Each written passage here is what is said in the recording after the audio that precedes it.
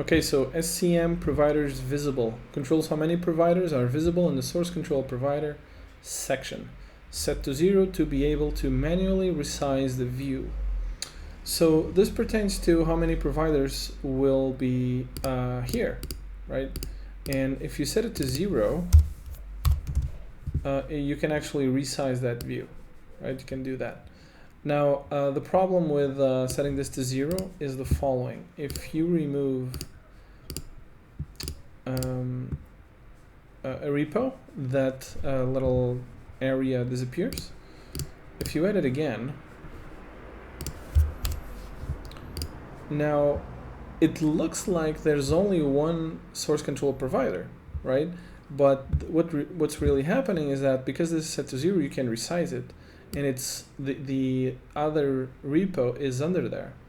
So this is kind of a usability problem. So for that reason, I'm not going to leave that with 0. I'm going to leave this with 10 so that it automatically resizes. So let's do that again. So no, you don't have that option. If you add that repo again, or any other one, it automatically resizes and shows you the source control providers. All the source control providers here up to a maximum of 10. It's very rare for me to have more than 3 repositories open at the same time, so I think 10 is perfectly fine. Anyway, it's good to know, and my video completely froze. It's good to know that